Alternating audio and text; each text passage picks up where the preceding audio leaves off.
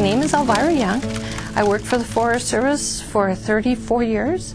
I started as a temporary in 1976 and retired in 2011, January. And I have a forestry degree. I worked on 5 different national forests in the Pacific Northwest. And I started out as a forest technician, went to a forester, to a GIS specialist, to head of IT on the forest, and then civil rights program manager as my last job. So I had a great career. It was one of those things where I think that's the beauty of working for the Forest Service, is that you can do lots of different things and not get bored in your career. I really enjoyed that part. I enjoyed being a forester, but you know, I like to move around and do different things, and the Forest Service allotted me that opportunity.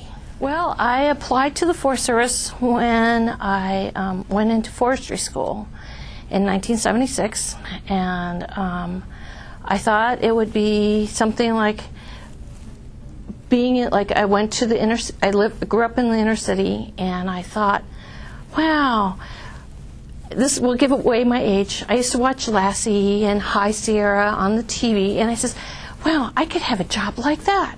So I got hired on, and I rode a Greyhound bus because I didn't drive, and I was hired on the Olympic National Forest on the Soldier Ranger District, and I arrived and on a Greyhound bus, and they all looked at me and went, oh my gosh, she's a little person.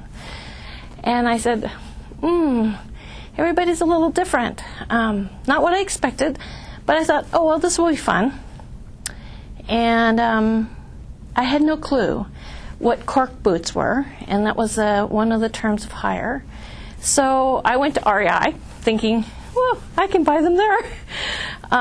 And people would laugh at me when I asked them if they sold cork boots here.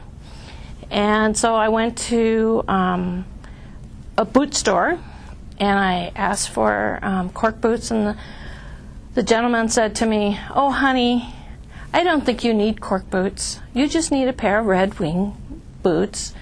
So I bought them, and I showed up for work, and of course they took me to go buy cork boots. And that was my whole first paycheck, was to buy cork boots.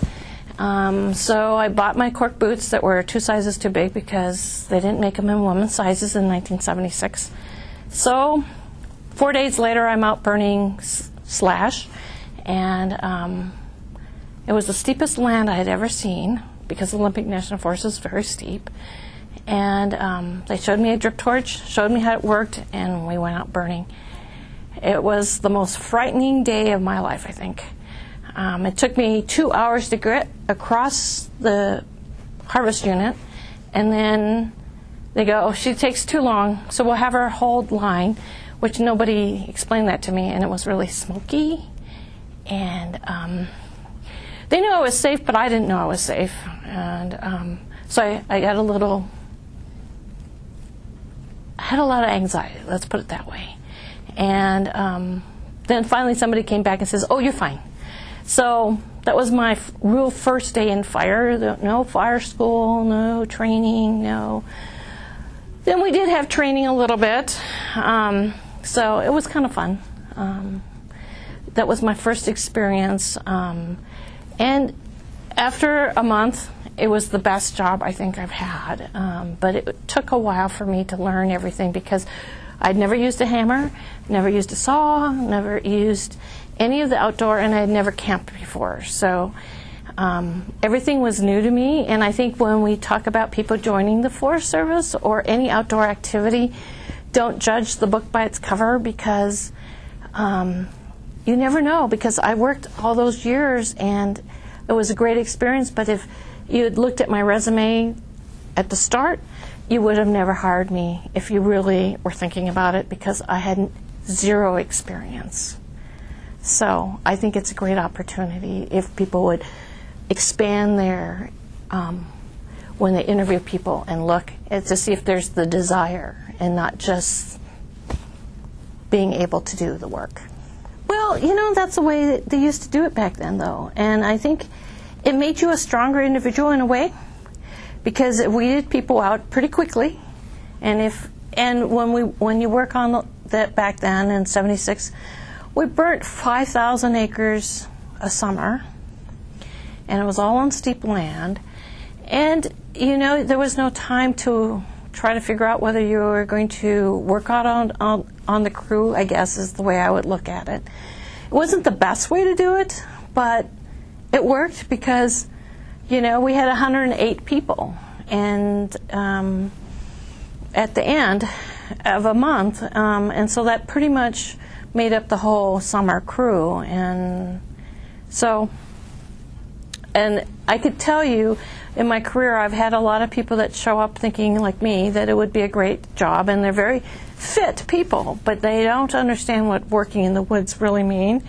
And so I still remember this person that worked in silviculture, and he was in forestry school.